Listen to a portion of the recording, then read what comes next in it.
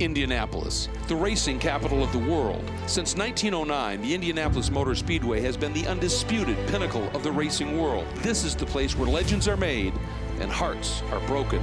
This is the one race everyone wants to win. For the first time in its 54-year history, the SCCA National Championship Runoffs travels to Indianapolis. With nearly 1,000 entries in 28 different classes, the Runoffs is the biggest auto race in the world.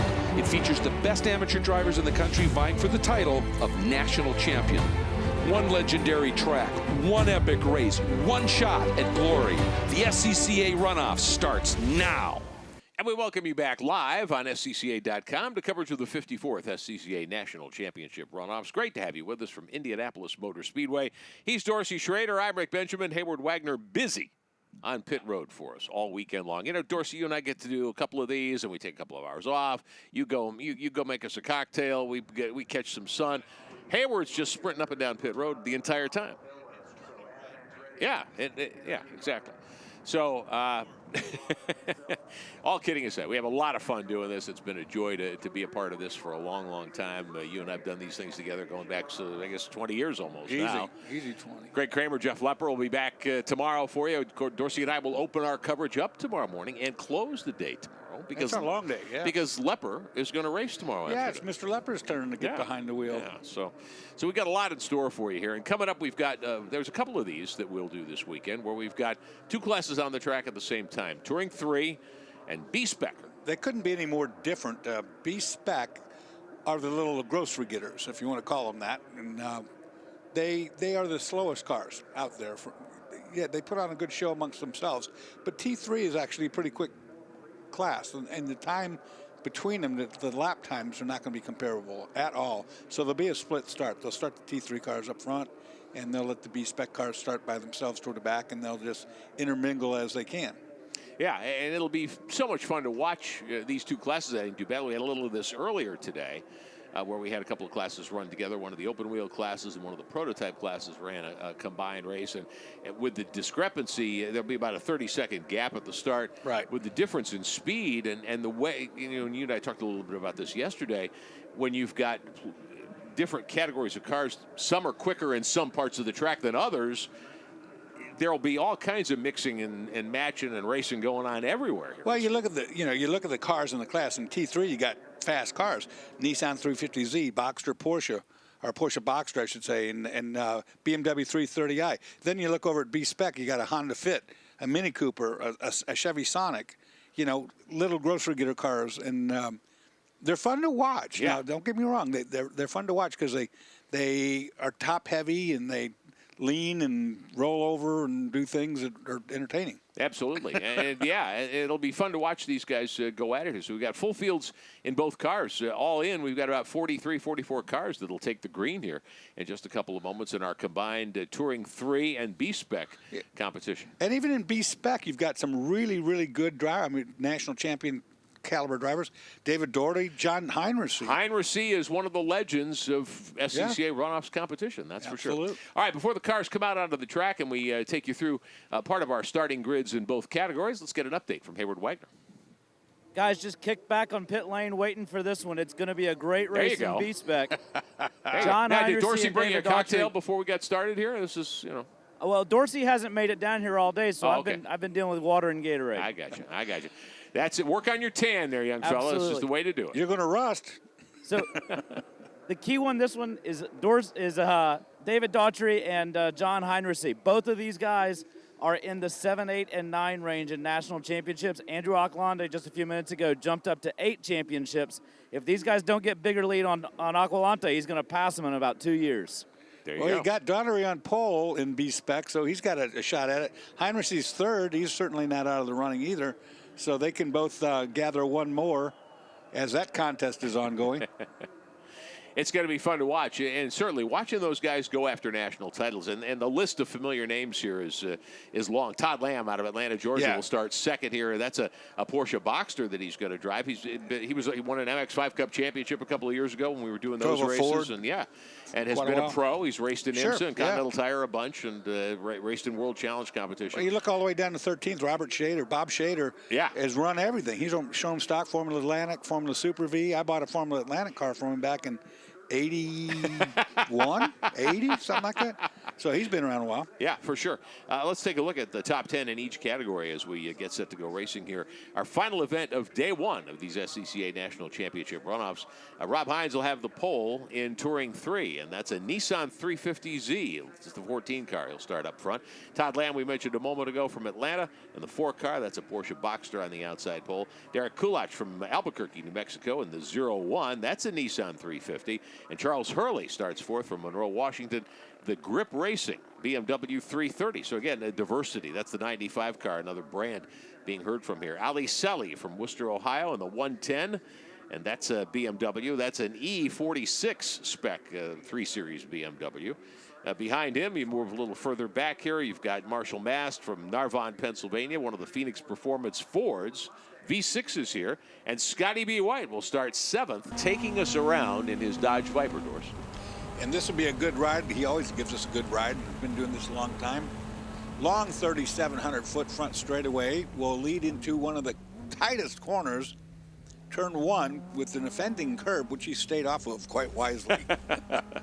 Yeah, and that's one of those corners where you've got to be on the wheel. I mean, you've got to turn the car maybe twice to get around that corner. Yeah, it's a really, really hard corner, and they designed it for Formula One originally, and they have used it a few times over the years. Not everybody does, though. There's another variation.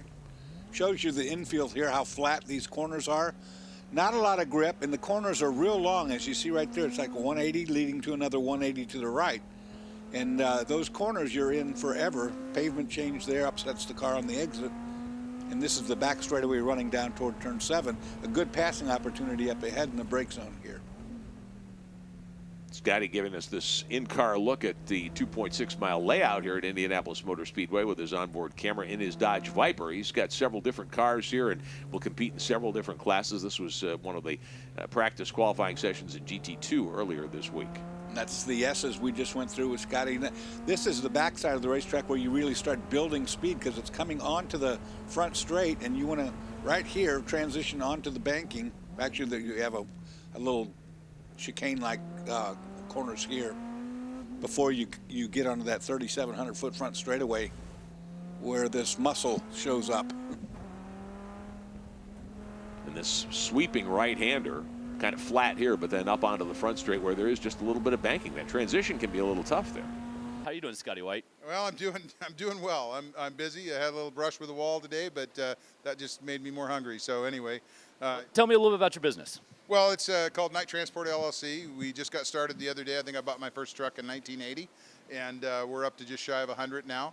And really proud of the way that the guys run the business, especially when I'm gone. We have a low turnover rate, and it seems to be a great place to work, paying all the money and the benefits. And our campaign of Got CDL, call 800 Scotty B is we use to recruit drivers. And if somebody wants to come and work with you, what can they look forward to? Well, they can look forward to excellent pay, excellent equipment, same mechanics that work on their trucks, work on these race cars, keep their boss safe. So it's a good place to stay. Great. Well, thank you for taking the time, Scotty, and good luck this week. All right, thanks, Hayward. There's places on this racetrack that are high grip, low grip. Asphalt's pretty new here. It's very smooth. It's also tabletop flat in most places. That's the deal. The infield is tabletop flat, and these guys tend to drop wheels off and carry dirt and rubber and junk onto the racetrack, which makes the race infield really, really slippery. And we had an in-car lap on one of our earlier broadcasts today from Scotty B. White and his Dodge Viper, and at the start of the T2 race that we just had a moment ago, the GT2 race. And you get a sense from an onboard look here that turn 1 that's being used, the F1 turn 1, which is what we've got this weekend, it's more than 90 degrees. I mean, you're turning back to the right there. And you're turning across the banking because you're on the front straightaway at Indy.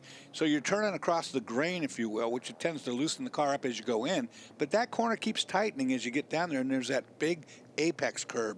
Stands up, it looks like 2 feet tall when you get down there. You do not want to hit it, that's for sure. Yeah. So the field coming out, this will be Touring 3. That will come out first, and then B-Spec will follow, and there'll be a gap on the track, 30 seconds or so, between these two classes to take the green and B-Spec. And we'll keep you updated on both classes, of course, as we go about this next hour or so of coverage here at the SCCA National Championship Runoffs. There's one of the Phoenix performance entries. There, you know, one of the things I love about the Phoenix guys, doesn't matter what brand of car. No. You know, they got a stable of Corvettes. They got a bunch of Ford Mustangs. They got a bunch of everything. I normally go find Joe Aquilani and ask him how many cars he's fielding this week, and it's a huge number. There might be 14, 15 cars, you never know. But I didn't do that. But they, like you say, they run cars all over the board. It doesn't have to be a BMW or a Ford or a Chevrolet or anything. It doesn't make any difference. They prep cars, and they do probably the best, or definitely one of the best prep shops there are. No question about that. We'll show you your running order in both categories at the top of your screen once we get going here. Field starting to roll in T3, and the B-Spec cars coming out as well. We will go green next time by for 19 laps, 40 minutes of racing in Touring 3 and in B-Spec. Hines on the pole in the 14 car in that Nissan. Lamb alongside in the 4. This is Touring 3 now in the Atlanta Speedworks Porsche. Kulach will start third in the 01. That's a Nissan. And starting fourth, Hurley. Charles Hurley from Monroe, Washington in the Grip Racing BMW. Starting fifth is Ali Sally from Worcester, Ohio. The Bimmer World BMW E46. Sixth starting spot, Marshall Mast in the 31. The Phoenix Performance Ford Mustang. Scotty B. White in his traditional 0 from Auburn, Washington. The Night Transport Ford Mustang. He goes in 7th. Andrew Newell from Bellevue, Washington in the strictly BMW E-Spec E46 spec car. That's a 2002 model. Jason Vine from Hobe Sound, Florida starts in 10th spot in one of the Grip Racing BMWs, and that's your top 10 in Touring 3. And the B-Spec machines coming out. We talked about David Daughtry, who's got more than half a dozen national titles. He's in a Mini Cooper this year, the Carbotech 1 car, and he's your pole qualifier. John Phillips in the 43 from Sealy, Texas, the Phillips Race Prep Honda Fit, the 2015 Honda Fit, the 43 car. He'll line up second. John Heinrichs has won more of these things than you'd care to count. GM engineer from Clarkston, Michigan. He'll start third in a Hoosier Tire Chevrolet Sonic. That's the 35. And Rob Peckerwitz from Brunswick, Ohio, in the Honda Fit, car number 99, starts in 4th spot. Ken Carter from Houston, Texas, that's another Honda Fit, starts in the 91 car, 5th position. Brad Davis lines up 6th in the 37 from Summerville, South Carolina, in a Mini Cooper, 2012 Mini Cooper. George Badger starts 7th in the 04. He's from Pendleton, Indiana, not far from here, a Carbotech Brake Mini Cooper, 2011 model. Tom Corey starts 9th in the 19 from Westlake, Ohio, in a Mazda 2. And Amy Lynn's, the Amy Lynn Racing Machine, the 15 car, Brian Metcalf from Big Flats, New York. He's the 9th quick qualifier. That's a Mini Cooper, car number 15. Starting 10th in B-Spec, Ted Saley from Cleveland, Ohio. The choice privilege is Mazda 2. And then we've got 18 of them in all at B-Spec, and there they are. Getting ready to line up 2 by 2 by 2. Get ready to go racing. Now, we were talking about this off air, Dorsey. These cars were designed to be four-door kind of grocery getters. The Mini Cooper put in B-Spec a couple of years ago. Yeah, and that's not even the Cooper S. That's a regular non-supercharged version of the Mini, the lower horsepower one, if you will. The Touring 3 field coming to the green flag here in just a moment. Safety car with its lights off. The Corvette pace car in use for this event. We'll head off onto oval turn 1 here, and the field is in the hands of pole qualifier in T3. Rob Hines out of Arlington, Virginia, in that Nissan 350Z. The veteran Todd Lamb alongside. There's one of the Mustangs. V6 is, like you brought up the point earlier on, that you saw the T2 cars were V8s. These are 6-cylinder or they're non-turbo issued cars in the case of like the Nissan. And Clark Cameron, our executive producer, tells us that this is the largest B-Spec field ever in an SCCA National Championship event. So 18 of them.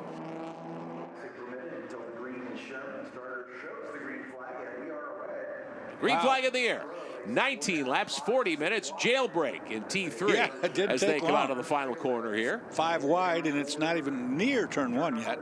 Rob Hines got the headlights on. He can't even flash the high beams at anybody as he breaks out to the early lead ahead of Lamb. I'd rather be his car than any other right now. I can tell you that. And I'm watching this on the inside, thinking this is not a place you want to try the dive bomb. And one of the Nissans that did that just got elbowed there. Yeah, a bunch of them jumping the curb on the inside. We talk about that at this racetrack.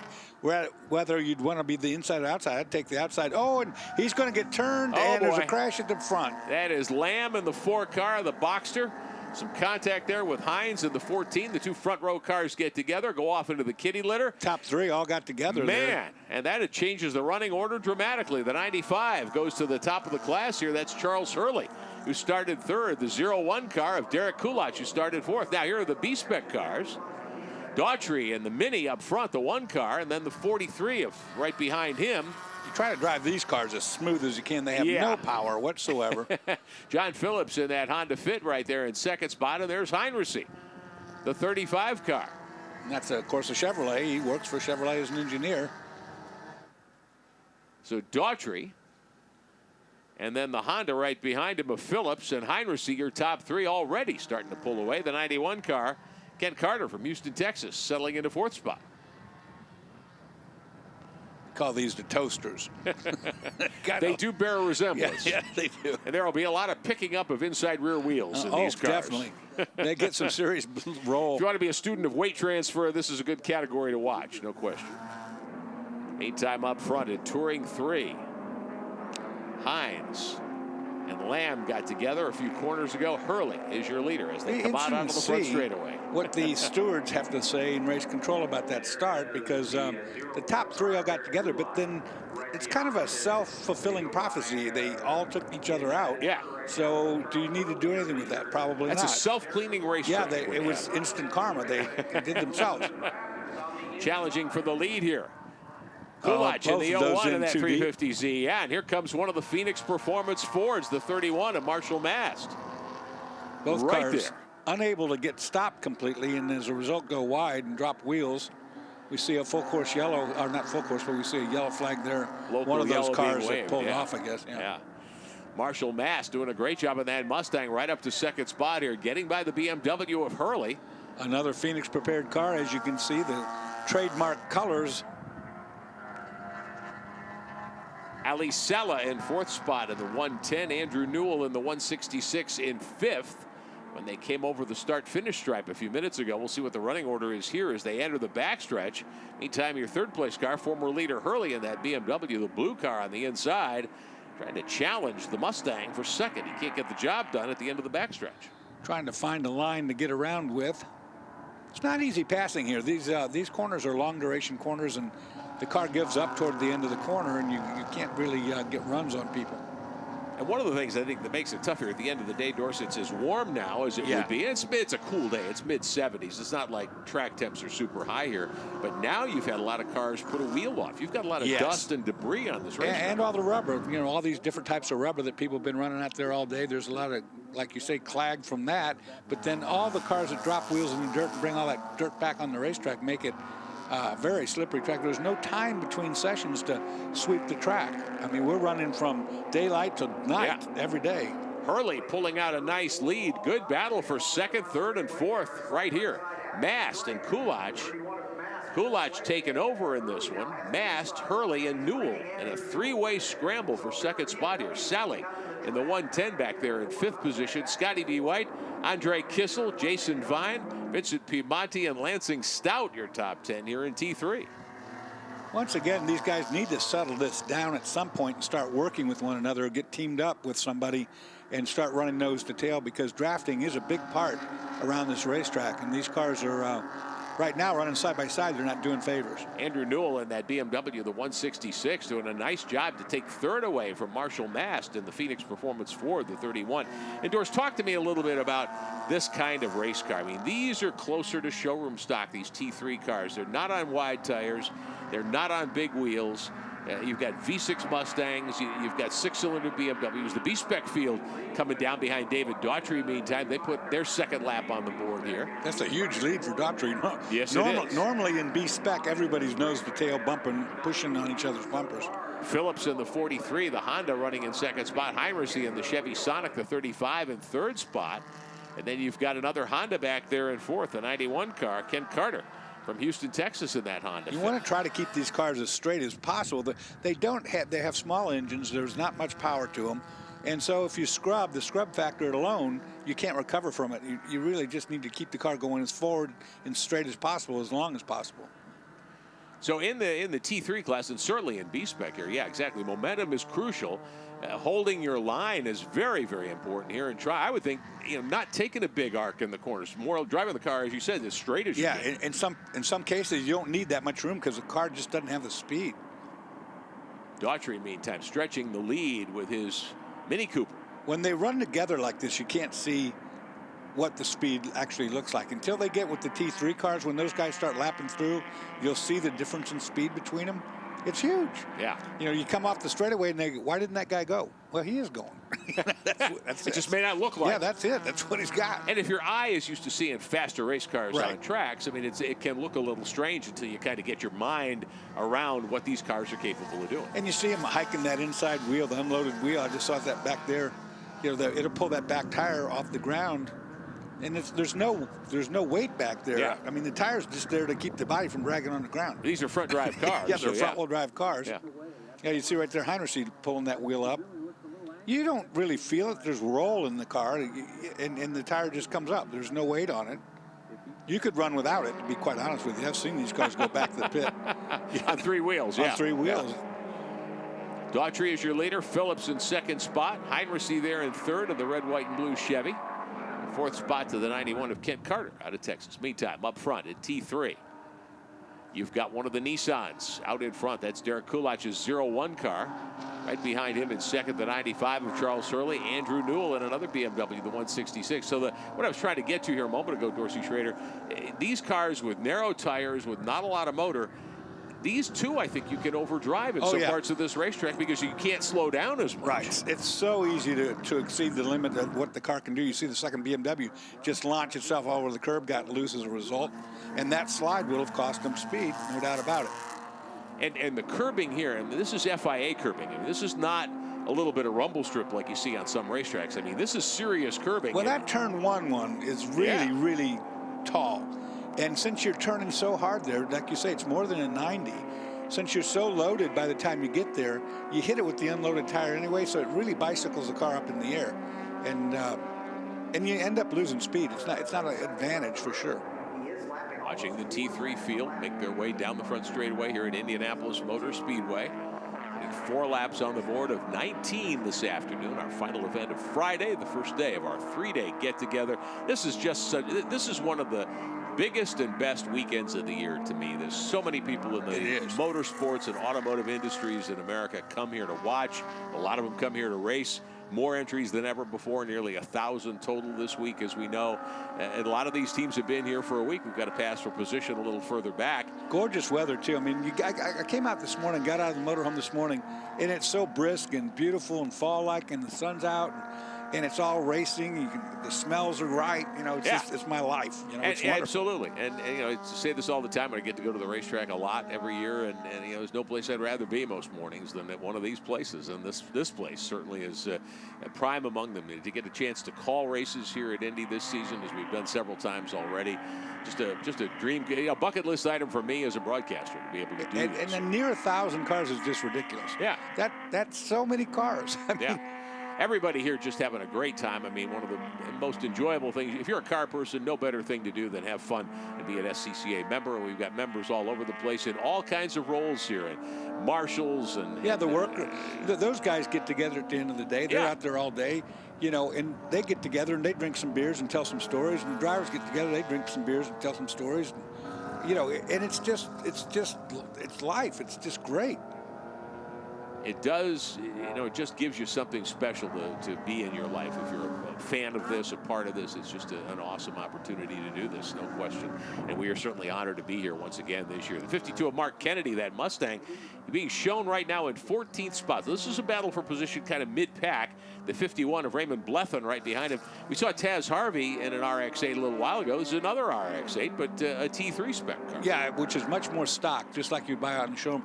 All you're really allowed to do to these cars is put some safety equipment in that the car doesn't come with. Roll cage, most predominantly, better seatbelt systems, etc. But chassis-wise, and you know, you're not allowed big modifications. So you know, they're limited by the design of what they are. And these were not built to be race cars. No, and one of them goes around. That looks like a Chevy Sonic back there coming off. Or maybe that's a Mazda 2. Can't tell it went sure. around quick, too, didn't it?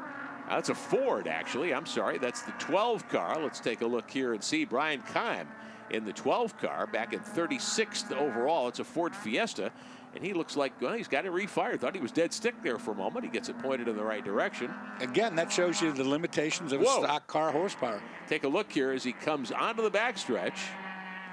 He just got in that corner on the entry too early, carried that speed and didn't realize he was going to go off in time. And when he did, it just snapped around. And it shows you that there's no grip. I mean, that car just turned around like it was nothing. And you had the T3 leaders get there Right, right as he went around. Just and to make it exciting. I'm sure up front, I'm sure Kulach in the 01 was like, wait a minute, that's where I wanted to go with a race car there. You're in my line. Here's a pass. Battling for position. T3, there's Kulach, your overall leader in the 01. And now we're starting to see what we thought would happen earlier. They're working their way through to the back side of the B-Spec cars. And now you'll see the speed variance, which is huge. I mean, it's probably, like you said, 30 mile per hour. At least. I mean, you've got in qualifying time, the best T3 car is about 12 seconds faster than the best B-Spec. That's a lot. That is a lot. Bunch. And you saw one of the BMWs hit that curb in turn 1 I was talking about and did the big bicycle up on 2 wheels. Got a good battle for second taking shape here between a couple of these members. Charles Hurley in the 95, Andrew Newell in the 166, with a good nose-to-tail fight here for second spot behind race leader Derek Kulach in that 01, that Nissan 350Z. You see the T3 cars catch up with the B-Spec cars. The B-Spec guys are always running in a pack. They always run with each other, and they can't just disappear. They can't just go away on this racetrack where where these long duration corners are. If you're committed to the corner in a B-Spec car and you see those guys coming, there's nothing you can do. You just got to hope that it works out well. Yeah.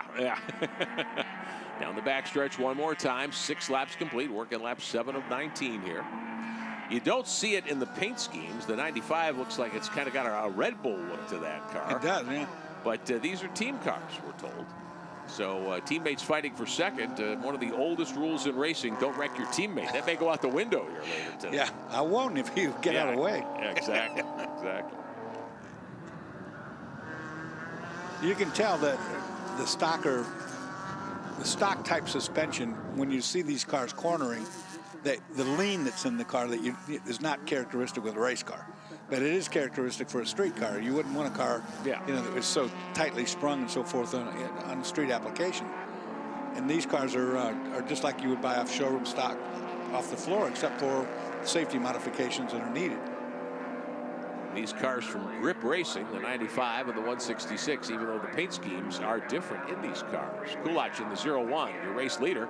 Moving by some of the slower B-Spec traffic here down the front straightaway. See, even the T3 guys that are smart use the B-Spec car as a air block. They'll draft off of it because it is helping. Early in the 95 holding on to second spot. Newell in the 166 in third position. And Kulach making hay here in the front portion of the road course at Indianapolis Motor Speedway. This is the section that takes you toward the backstretch.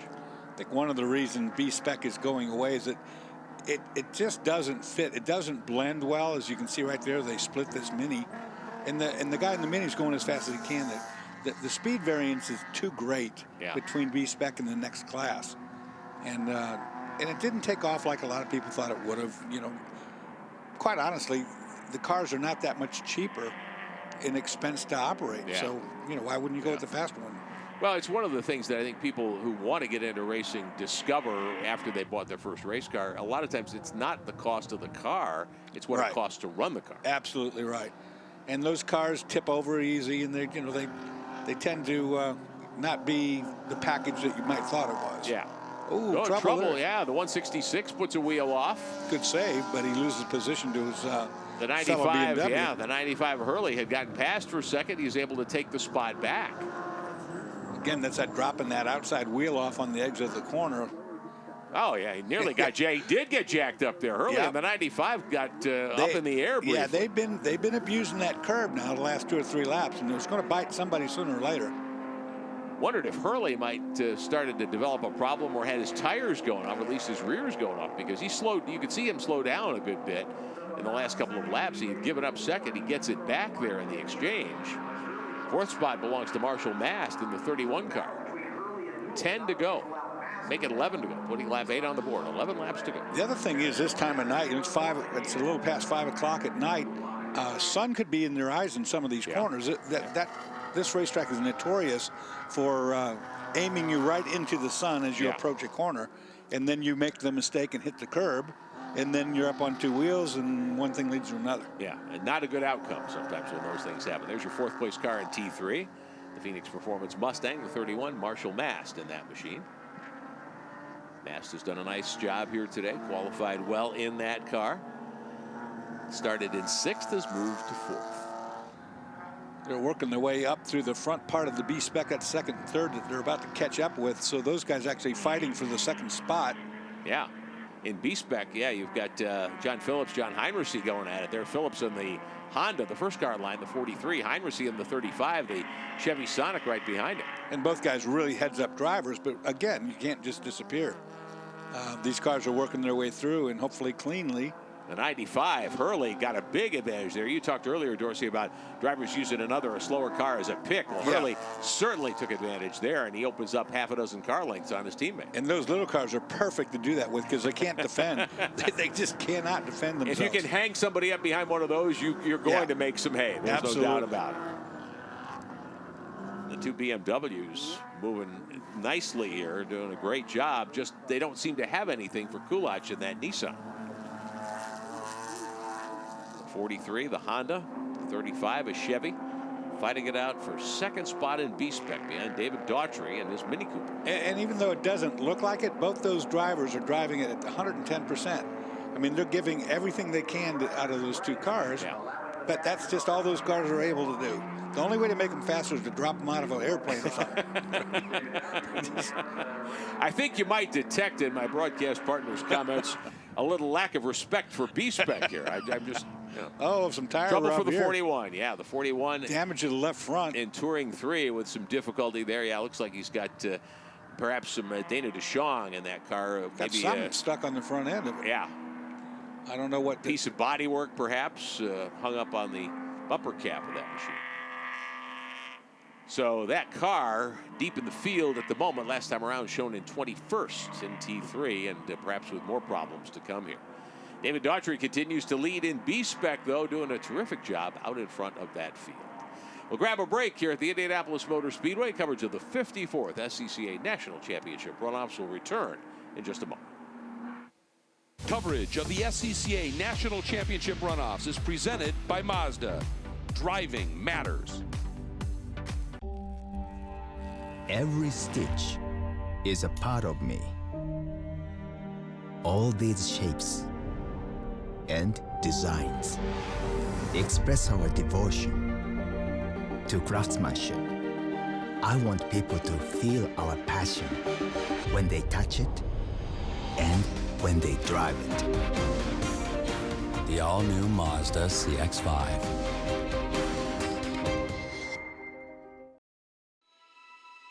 Can you feel something without touching it? See something with your eyes closed. When everything is designed around you, the driver, you can.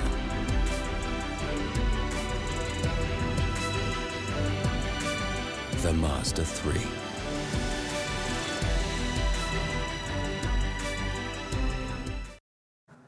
Welcome back live to the Indianapolis Motor Speedway. Coverage of the SCCA National Championship runoffs here on SCCA.com. Glad to have you with us online all weekend long live. I'm Rick Benjamin, Dorsey Schrader alongside Hayward Wagner with our coverage on pit road. Love getting this team together every year in September to bring you this coverage of these SCCA National Championships every year. The 01 car still out in front. Derek Kulach doing a great job. He has been flawless so far. And of the races we've seen so far today, this one a pretty rare moment here. A lot of big scramble in the running order in T3 because Rob Hines and Todd Lamb, your front row, took each other out the first couple of corners. Yeah, and then, you know, this is a breakaway win the way it looks. After that skirmish in turn 1, the 0-1, you know, it's just driven a completely smooth, flawless race. And the race behind him, of course, between the two BMWs has been a little bit more advantageous, you might say. A little tougher, but in B-Spec, it's been completely as qualifying went. David Daughtry in the Mini Cooper has set sail from the pole. The 43 car has run second the whole way. Heinrichsey in the 35 has run third the whole way. Fourth place car has changed a couple of times there, but right now fourth being held by Kent Carter out of Houston, Texas in his Honda Fit. So Daughtry, John Phillips in the 43 from Texas, and John Heinrichsey from Michigan. 1, 2, 3. And here's Heinrichsey with a move up for second spot alongside the 43 car. He actually used the fact that they were being passed by one of the T3 cars. He used a reverse pick. He used that car to tuck in behind. He actually let up and let that car go by so he could follow it through. So Heinrichs and Phillips swap spots now. Heinrichs in the Chevy to second. Phillips in the Honda has to settle back into third. Little Honda Fit. It's a 1.6 liter. That's the same engine they use in Formula F nowadays. Yeah. Yep. Although Yes, it's it is. detuned. That these cars actually have more horsepower than the Formula F does. Of course, they're quite a lot heavier. Yes, they are. Formula F, the racing in that category is amazing. in some it places. is. Well, you know, the old Ford Kent motor, which was Formula Ford, they haven't been making those in such a long time. They're running out of them. So the Formula F, or the Fit motor for Honda, was a perfect shoe-in, if you will. But A perfect fit, if you yeah, will. perfect. Yeah, There you good point. I was trying to go there. Oh, why not? I had to do it. Should have done it. Heinrichs in second spot now in the 35 in that Chevrolet and B-Spec. John Phillips in the 43 right behind him in third as they swap positions on the previous lap. And that done again in a traffic situation. They've been able to run exactly the same with one another, not pass one another. And here comes a car working its way through. And That's Daughtry in the one car. Heinrichs took advantage of it. Yeah, and Daughtry's doing a great job in that Mini. He has got about a 12-second advantage. Oh, what? Trouble. The 16 is off. Yeah, and he's out in the kitty litter. I don't think he'll get free of that. I believe that is one of our female competitors. That's Sherry Storms in the 16 car. Take another look at what happened. Yeah, she just ran out of racetrack here. Contact between the 95 and the 16. She was a victim, actually. She was. Yeah, she was not part of that wreck at all. It just came and got her. The 95 car with some contact there on the way by. So the 16 of Sherry Storms off course. And we will see whether that's considered a safe zone or not. It's kind of unprotected over there, but it's way offline, that's for sure. Yeah, she got gathered up. That was just tough break. Kind of rude. She wasn't doing anything to anybody, and it all came in her direction. They went off on the outside, driver's right, and then as they hooked across, they slowed themselves up and gathered her in their mess up. Kulak in the 01. Derek Kulak is your leader. He's been out in front since lap number 1 when the front row starters got together in the first couple of corners and took each other out. And he's been driving so smooth. I mean, that car's like on a rail. No sliding, not using the lead edge of the curbs, but not all of the curbs. The car's not rocking and rolling. And these two guys in BMW have just had nothing but a war the whole time. Hurley in the 95 and his teammate in the 166, Andrew Newell. Grip Racing entries. And they have swapped second spot back and forth a couple of times. Hurley has it at the moment. I think even traded paint. If they didn't, they got close. Very close to that. B-Spec, no change. David Daughtry in the number 1 car. The Mini Cooper has led all the way after starting on pole in that category. Yeah, he just drove away from the start. Yeah. Well, the Boxsters in Touring 3. With the slower cars now, the 98 car. Yeah, Daughtry had an 0.8 of a second advantage on second place, so he had a pretty dominant car in qualifying. David Biassi in the 98 car scored in 20th spot right now in the race for second, heating up again here in Touring 3. That time they caught a back marker and it stacked the field for him. So, ooh, big slide there. The 95 car driven by Charles Hurley. He's been throwing that car around, especially in this section of the race. Yeah, you're right about that. He is throwing it around. The 166 of Andrew Newell right there in his tire tracks. He's caught me off a couple of times with those big slides, thinking he was in trouble. Well, he got jacked up one time. He got up over the curb and caught air. And each time it seems like he's been able to save the car from huge disaster there. He's managed to keep the car on the racetrack and hold on to second spot. We'll see if he can close the deal. Still quite a ways to go. That puts lap 13 on the board. Still 6 to go. We're about 2/3 of the way home here in the T3 and B-Spec combo get-together. Mini Cooper they just passed has got a left front fender flopping around. Yeah. So he's made contact with something or somebody. Nothing big, just a fender flare. Yeah, that's all. Nothing to see here. Keep it moving. Keep it moving. Yep, just something to look at while going by.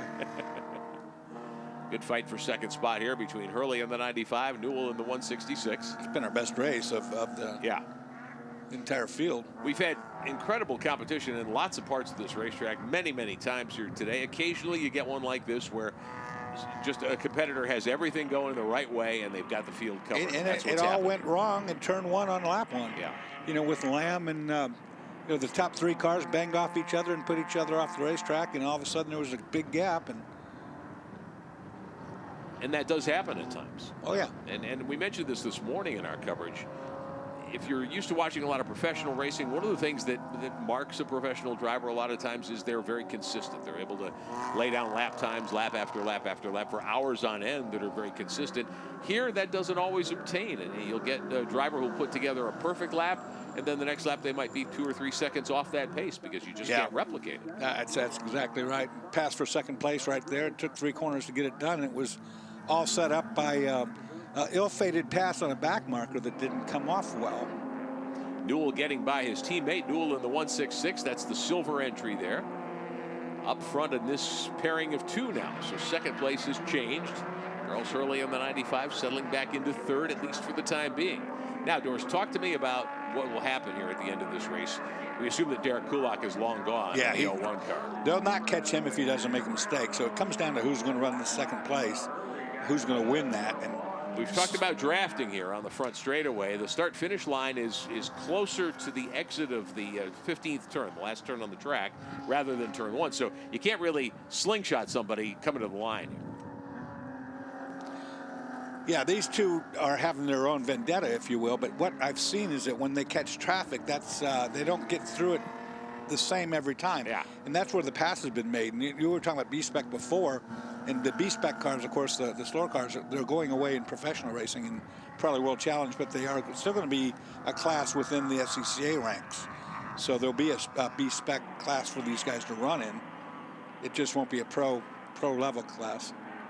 But you know, back to our second place battle, these guys, when they catch traffic, every time they do that, one gets the advantage over the other and they make a pass. Now, I think that's the only thing that's going to break them apart. Yeah. No change for the top 3 spots in B-Spec. Your leader is still Daughtry. Heinrichsey in second here in the 35, the Chevy Sonic, pulling away now from the 43 of John Phillips, who is in 3rd in B-Spec right now. So Heinrichsey and Phillips had a great battle for several laps. Heinrichsey got the drop on Phillips on the backside of the racetrack here on one of the short straightaways and has since pulled away. So Heinrichsey all alone in 2nd spot. Yeah, he's got, and it's hard to make that gap up. Those cars, you know, you drive them so smooth. And if anybody can drive a car smooth, John Heinrichsey has proven over the years with all his national championships. You know, he is the master of wringing every ounce of speed out of whatever he's driving. Further back, some of the other competitors in action here in Touring 3. There's the 14 car. Now, the 14 was our pole qualifier here. Rob Hines from Arlington, Virginia, in that Nissan. He got back on the course. He was off, way off for a long time. He's raced his way back up to 6th here. He's got some body damage, dangling stuff off the right front from when he did that off course on lap 1. He's challenging Ali Saleh here for 5th position. Saleh in the 110. One of the other BMWs, a 4-door BMW 3 Series. So it might salvage a good finish out of that. Yeah. Oh, yeah, you see that whole right front fender's wrinkled. And that's the inner fender panel, I think, that's flapping around, not doing any damage. In our last event, and here's the challenge for 5th, the pole starter. Rob Hines in that Nissan up alongside Saleh in the 110. He makes the pass. We talked about, well, here comes Saleh right back at him here. Not yet, you don't. We'll see what Hines can do here. Great fight for 5th here with a couple of laps left. He's a past national champion some years back, so not a rookie. You see, these guys going at it pretty good now for 5th place. Good fight up the backstretch here at Indianapolis Motor Speedway for 5th. Hines, your pole starter, who got tangled up on a lap 1 skirmish with the outside pole qualifier, Todd Lamb. He's driven back onto the racetrack and picked his way through the field. Lamb, a guy, we talked about Adam Andretti in the previous race, a guy who goes 11/10ths a lot of times, and it doesn't always work out for him because he does have a tendency to push a little too hard. There are times when you don't want to push as hard maybe as other times in a given race, and we're seeing a little bit of that right here now from Hines maybe in the 14, who started up front trying to work his way at least into a top 5 finish here today.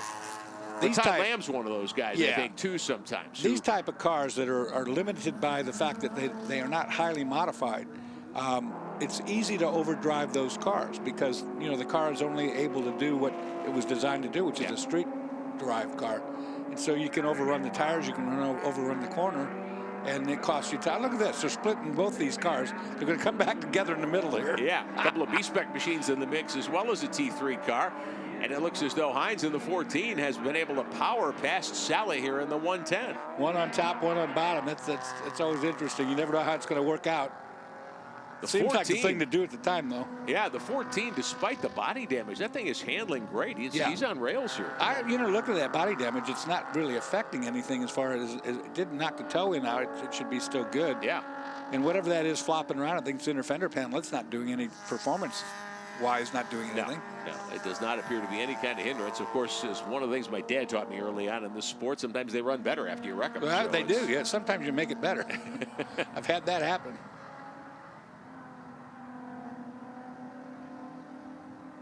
But you're right, that car's handling quite well. Yeah, no signs that the body damage has slowed him down at all. So Hines charging now up into 5th position as we work lap 17. Next time around, they'll see 2 to go, and Hines pulling away at 5th spot. Now, 4th is the Mustang of Marshall Mast, and the gap last time between Mast and this two-way battle was about 5 seconds. So I would say that Rob Hines is probably going to have to settle for a top 5 here today, but not bad considering on lap 1 he went off into the sand trap big time and had to slow down. He was very near one of the fences here at Indianapolis Motor Speedway, so didn't hit it. That damage was all, I believe, in the early contact with Todd Lamb's machine. His last laps are going to be laps dictated by traffic the way it looks. Yeah. Everybody is caught a group of cars now that they're trying to work through. Hines in that silver Nissan 350Z up into 5th position now, working on a couple of the B-Spec cars to put them another lap down here. And he looks like, I think he should be able to hold that pretty well. That car looks pretty well underneath him still. Yeah. David Daughtry continuing to lead B-Spec. Little Mini Cooper out there doing a really good job. John Heinrichsey in 2nd, John Phillips in 3rd. They are working lap 16, so the B-Speckers will have one more lap to go after we see the checkered flag for T3 here in a couple of moments. And here back in B-Spec as we watch race leader in the 0-1, Derek Kulak. And he's on a rail. I mean, that car is not a mark on it, just like you want to see. And it's just no sliding, no body roll. He's keeping it well within the limits. Yeah, for sure. He's done a great job after getting the lead. He has managed to hold on and build on it. Moving up on the 91 of Ken Carter, the 4th place car in B-Spec. So that's a good car in B-Spec. You get a sense of the speed difference between these two categories.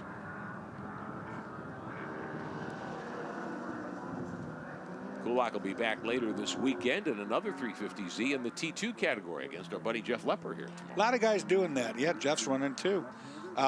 Multiple class.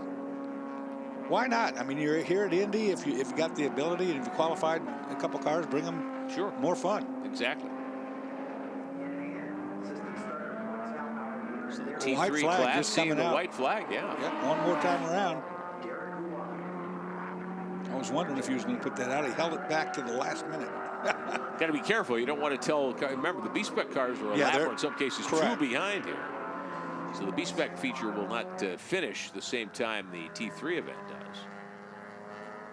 But Kulak in the 01, uncontested on his way to a national championship in these SCCA runoffs for 2017. No, he's just done a spectacular job. You look at the car, I mean, you just, like if you have a road map, he's right on it every single time. You see the Mini Cooper just came off and lost a bunch of rubber. I think that was spent rubber that just flew out from underneath that, which is tire buildup. At this time of the day, you know, we've been running on this racetrack since 8 o'clock, 8:30 this morning when the cars went out first.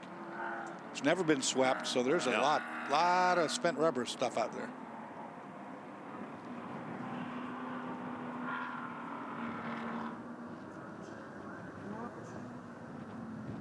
Working the final laps. But like you said, the B-Spec cars, they've got further to go still. Some of those guys just not coming up to get the white. Yeah, David Daughtry there in the 1 car. On his way, it appears, to another national championship. He's won a bunch of them, and this has been a wire-to-wire run for him out of Fortville, Indiana, not far from here. little further back, the 12, one of the lap cars. That's the Ford Fiesta that went off earlier. Yeah, he had that spin over there on the infield. No damage, but put him out of order. Brian Kelm in that machine. Kulak meets him in the 01. Oh, there was a car up in the banking up there.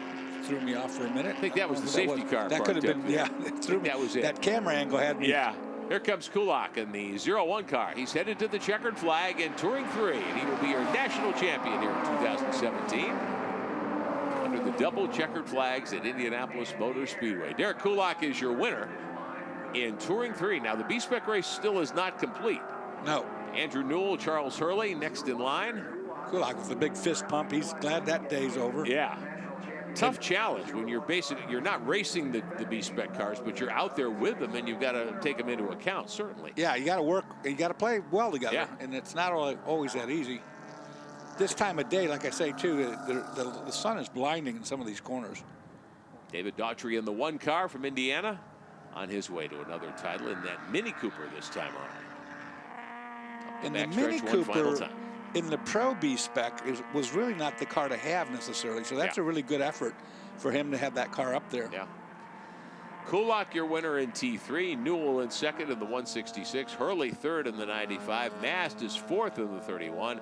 And Rob Hines back to fifth after starting on pole, but getting taken out on the first couple of corners. In lap number 1, he comes back, rallies, comes up through the field, and finishes fifth in front of Ali Sala in 6th position. Lansing Stout, Scotty B. White, Vincent Piemonte, Stephen Bluffin, your top 10 in Touring 3. And here comes Daughtry.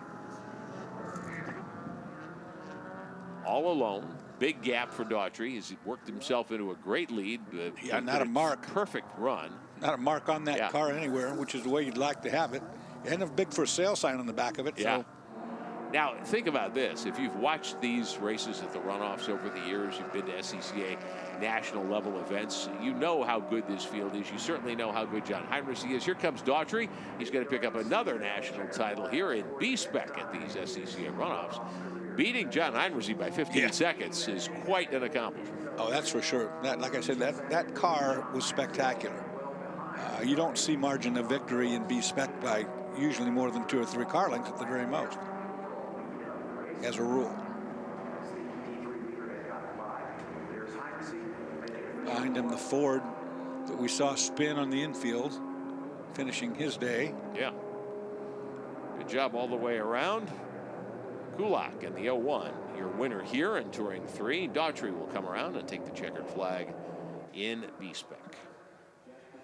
The marshals out to congratulate our champion and the rest of the top finishers in Touring 3.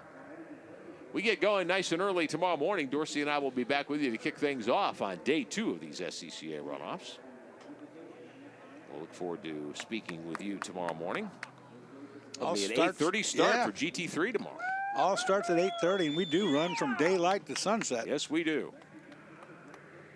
There's the Nissan pulling into the number 1 pit stall here at Indy. Of course, all the podium finishers get a chance to go up on the Indy podium, which is quite a structure in and of itself here. Victory Lane at the Speedway, something to behold if you've never been here yourself in person. Derek Kulak is your winner in that Nissan. And he'll be back later this weekend in another 350Z in Touring 2. So look forward to seeing him in that. All happy down there, winning at Indy. What about that? I mean, first time ever for any of these guys come down here to Indianapolis Motor Speedway and to get a national championship win here. Awesome job, man. Nice drive. Team congratulating Derek. Hayward Wagner about to talk to our national champion here in Touring 3. Who's your neckwear putting the helmet in the car? Who's that big guy you're hugging? Oh, that's my dad. He's the guy that makes this all happen. It's so incredible. You know, he's worked his butt off all year long with Nissan, trying to get as many racers as they can out here. And I've always said that I'll support him and do what I can. And that was just an incredible race. That start, I've been watching the other races, and I knew that if we could just get out clean and get to racing, we'd have a chance. So that was the whole plan, just get through it. And even, you know, we got some contact on that start too, and I'm sitting there for 19 laps going, God, is that tire going down? Is there something on it? It was crazy. So Oh, man. I definitely want to thank a couple people, though. Fiesta Auto Group that makes this all happen. Nissan Motorsports, Hoosier Tire, Danny, wherever he is, he's somewhere over here. G-Lock Brakes, if you don't have them on your car. I mean, this car was dynamite lap after lap after lap. And then my wife. Now, obviously, your dad is really important, a big part of Nissan Motorsports historically. How important is it to you to get this championship in a Nissan? Oh, it's so incredibly important. Last year, winning the 100th, now to back it up and say, hey, man, we're the real deal, and this is what it is. I couldn't be happier for him and myself right now. It's unbelievable. Congratulations on your gold medal. Thank you so much. Appreciate it. You got a victory lap to take. I got a lot of people in here. His father's competition director for Nissan, so that's a big win for the family. For sure. No doubt. No doubt about that. Family affair racing is, and it's one of the things that makes this so much fun for all of us to have participated in this at a variety of levels for a long time. Kulak, your winner. Newell in second. Hurley gets third. Mast in that Mustang, the 31 car, is fourth. Hines with one of the drives of the day, really, to come from being off the racetrack and way behind a rally in his Nissan, a come home fifth. Sally in sixth in that BMW. Stout in seventh. And then Scotty B. White in eighth position in his zero car. So, Scotty B. with a couple of top tens in day number one of these 54th SCCA National Championship runoffs. Back downstairs to Hayward Wagner. Andrew, a silver medal for you here at the runoffs. A lot of this race seemed to be decided in the first couple of corners. What did you see? I couldn't really see much. I was kind of behind. I started from 8th, so I made my way up. So there was a lot of cars in front of me. When I got to that part, people were just kind of flying off track. It's my first time in the runoffs. Had a great time. Fought some braking issues the last couple of qualifying sessions, and was able to make that back up in the race. Had a great race. Well, congratulations to you on a silver medal here at the SCCA runoffs. Thank you very much. Appreciate it. Love it when drivers are appreciative of the opportunity they get to do this. And, no paychecks changing hands here. There's contingency money in a lot of these classes for depending on the manufacturer and some other things. But you're doing this for the love of the sport. And on this day, this is the biggest race in the world. For those guys, it's a very difficult. You race all year long to get the presentation to be able to come here and run, to win it. I never did it. Yeah. Tried it 13 times. Wow. Never won it. Yeah. And you've got pro championships to your credit many times over. So it shows you how tough this can be. So the family climbing in the back here for the victory lap. Well, getting in's one thing. Getting out might be different. He probably won't care. No, he won't care. He'll pop right out of there. Derek's dad and wife and one of the crew guys They getting got in cell there. phone. They're going to do a victory lap with a video, I bet. Yeah, absolutely. You want to make, you never know. One of the things about racing, I think, that sometimes people don't realize either is, you have a 20-car field, and some series it's a 40-car field or 50-car field. We've had a race here today with 72 cars. You might win this thing once. It takes a lot to get another one. You never know when the next one's going to come. No, there may not be another one. And it's not an easy race to win. You only race against these people once a year. You race against the guys in your division a lot. Yeah. So you know where you are with them. But then the guys from the West Coast show up, guys from the East Coast show up. You don't run with those guys all the time. So once in a while you come down here and you win one. And for the guys to have multiple championships, it says it all. Exactly so. All right, let's get back downstairs to Hayward Wagner. The guys upstairs said you got to have a heck of a day if you're going to put 15 seconds on John Heinrichsey. How was your day, sir? My day was pretty good. I'll tell you, this all started off with a Porsche Club event here that we did to test at, and I think it just has given me an unfair advantage. We just know the track so well. We weren't fast down the front straightaway, but by goodness, we were fast through the back. The Carbotech brakes stopped great. The Hoosier tires held in there great. It's nice to get the win for them both. So at the top of the championship count all time is a guy named Jerry Hansen. Then you got two guys at 13, John Heinrichsey and Dwayne Davis. Now you stand alone in the fourth spot with 10. How does it feel? What does the legacy feel like to you to do that at the Indianapolis Motor Speedway? Considering this is my hometown and it's the reason why I stayed in SCCA racing, because they were coming here, it's I'm gonna cry because this is pretty darn special. Well, it's special when someone who's done it 9 times before still feels this strongly about it. Oh, yeah, this is as good as any. As good as any. Congratulations. Thank you. David Daughtry, your winner in B-Spec in that Mini Cooper. Congratulations. He is one of the class acts in this sport. No That's question awesome. about That's it. awesome. Yeah. As we watch Kulak in the 01 and his family take this victory lap around Indianapolis Motor Speedway. Here's your B-Spec top 10. Heinrichsey finishes second. Phillips third. Ken Carter, Rob Pikarczyk in 5th position. Jasper Drangler, I should say. Brad Davis, Ted Saley, George Badger, Tom Curry, the rest of your top 10 in B-Spec. And congratulations to the top 3 again. John Heinrichsey, one of the guys that Hayward mentioned, who's won a lot of these championships over the years. Second today, but a terrific run for him to take second away from John Phillips. Let's find out more. Back to Hayward. John Heinrichsey, a silver medal adds to your mounting collection of SCCA National Championship event medals. These little cars are still fun for you to drive around, aren't they? God, they are a blast. I tell you, people just can't believe how much work it is to drive one of these things. You're just on it all the time. There's just no breathing whatsoever. And Phillips wouldn't give me any leeway either, so I just had to work just as hard as I possibly could to get by him, and finally did.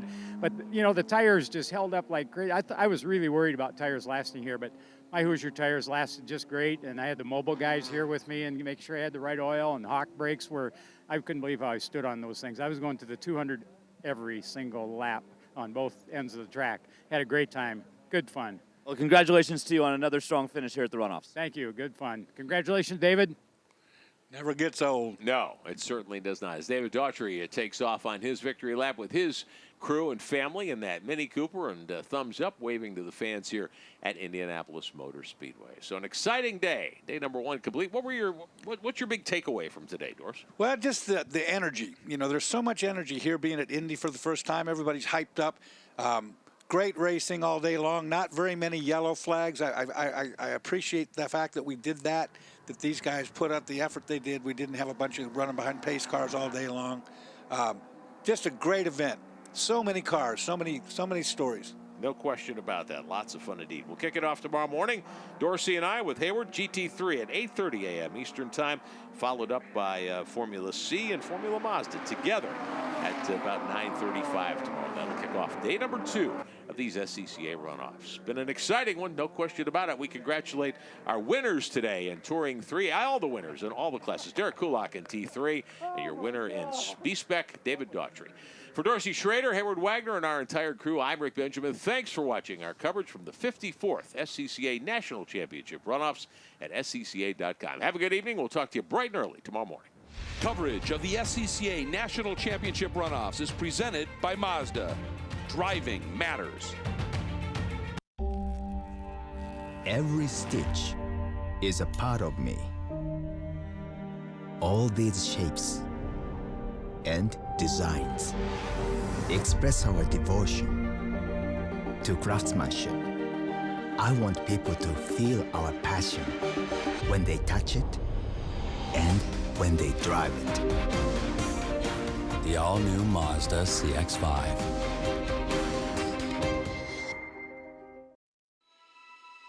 Can you feel something without touching it? See something with your eyes closed. When everything is designed around you, the driver, you can.